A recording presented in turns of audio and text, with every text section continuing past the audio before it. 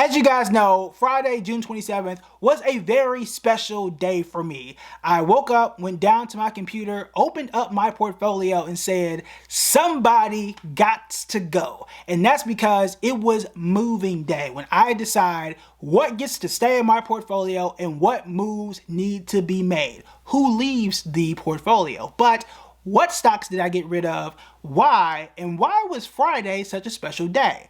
Let's go ahead and break it down.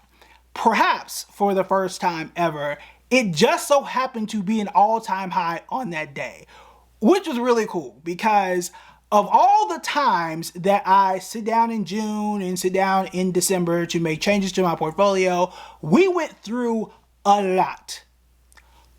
We went through a lot between the last time that I made changes in my portfolio in December 2024. And I did not make any changes from December to Friday, June 27th.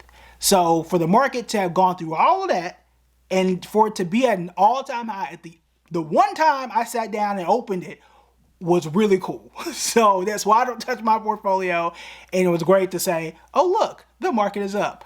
Let's make some changes. So these are the stocks I got rid of, what I replaced it with, and everything in between. And no, not all of them were down. FICO was the first one to go. I have hinted towards it and let y'all know about a week ago. And it's time for me to get out, okay? I've made about an 8% profit on it, and here's my logic behind it.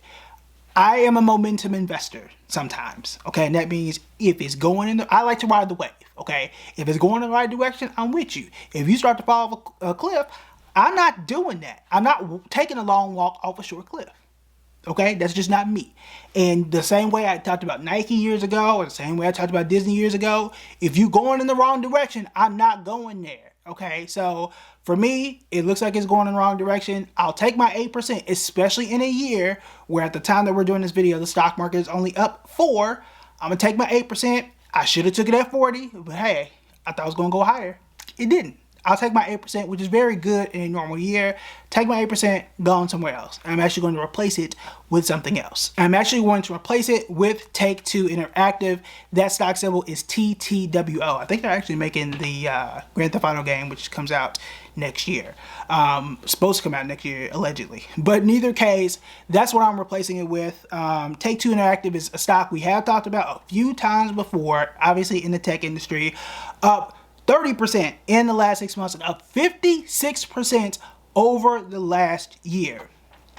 Why, right? Why stick with something like FICO that has been falling off a cliff when I can just do something that has been up 56% in the last year and is expected to break records, at least sales records, for their game next year?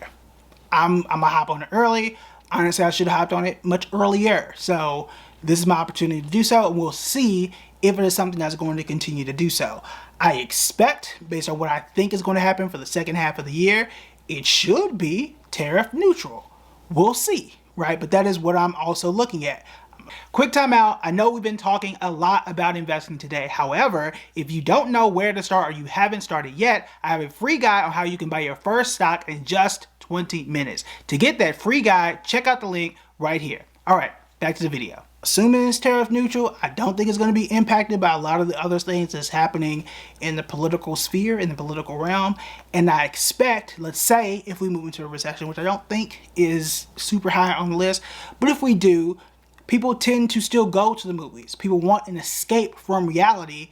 That is where they go. They still buy video games. So guess who's planting a flag there now in summer of 2025? Me. So that's why I'm buying it. We'll check back in December, and hopefully I get to own it for several years in the future.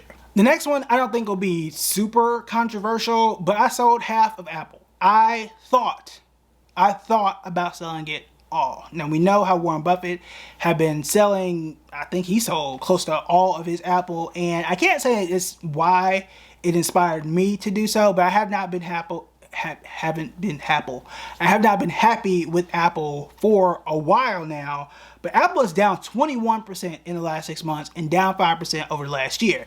Again, if you're going off the cliff, I'm not going with you. I don't have to be emotionally tied to these companies. You are here to make me money, okay?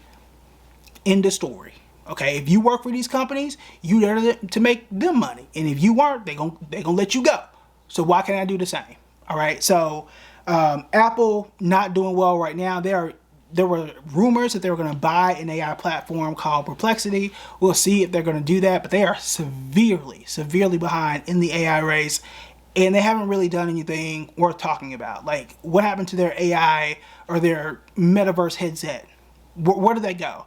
Right? What is the last product they put out that was worth talking about? They haven't really done anything. So we'll see where they're going to go. The only reason I didn't sell it all is because A, I'm up 80% all time. So I'm still cashing out with a gain here. And if they do buy Perplexity, then perhaps they can repair themselves and start making money again. We're going to see. But I've definitely trimmed my percentage at Apple. I'm probably down like 2% of my overall holdings in Apple. And if next year they don't fix it, then I might sell it completely. So we'll see. But that is a ways from today.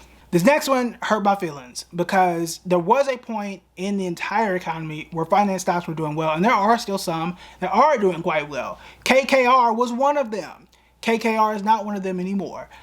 I lost 5% on KKR. I'm not happy about it. Now, contextually speaking, 5% isn't that bad. It is something that I could come back from. Why would I sit around and wait? I mean, I could, but why? Okay. I'm swapping out KKR with eBay. And again, it is with a focus on what I think could happen in the second half of the year. If these tariffs do become a thing, I expect people to be buying things used. And also, eBay has more momentum. eBay is up 21% in the last 6 months and up 42% over the last year. I've been raving about eBay, been shopping a little bit more on eBay, perhaps more than I should. But in either case, that is where I think the market is going, and KKR is not. So I'm swapping those two out, just a 1-for-1. KKR, you didn't do your job. I think eBay is going to do a much better job of doing so, and then we'll come back in December and check to see whether or not this case was correct. And also, I think holiday shopping is going to benefit eBay more too versus a finance company in this case as well. Now, the next one here is interesting, and it is Arista Network. Stock symbol here is ANET. Now, there are a few interesting things here. So number one, I bought this stock way back in 2023. We used to talk a lot about Arista Networks, and we don't talk about it much anymore. There's a reason why. Arista Networks fell off a cliff. Now, thankfully, because again, I practice what I preach, right? I bought this way back in 2023.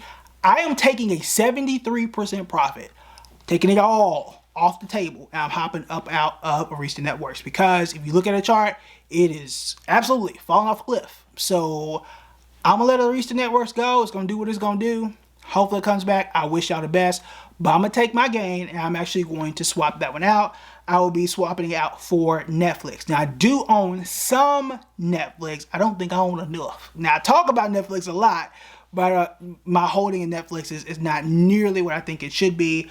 So Netflix, which again, we talked about a lot, it's up 46% in the last 6 months at the time we're doing the video, and up 96% over the last year. So I will be putting the money that I had in Arista Networks, be flooding that more with Netflix. So I will be heavier in Netflix and going from about 1% in Netflix closer to about 5%, which is the limit for me in Netflix. So it's like a 5x gain in what I'll have in my holdings in Netflix. So I will be heavy into Netflix. So it better continue to do what I expect it to do. So I appreciate ANET. You did a great job. Time for you to hop on up out of here. All right. So those are the stocks that I sold. These are just the small adjustments that I make every year to my portfolio to position myself for the next 6 months or so. And I won't make any adjustments until December of 2025. You don't have to make massive adjustments and do all these crazy things to maintain your portfolio every single year. And for me, this takes roughly 20 minutes every 6 months. So we're talking 40 to 45 minutes a year. It don't cost you an arm and a leg in terms of time, all right? Keep things simple and you absolutely can do this. Now, whether or not you get these types of gains, That's a different type of story. But if you want somewhat of a shortcut in terms of, I don't know, finding decent stocks to start the research process, then you want to check out this video right here.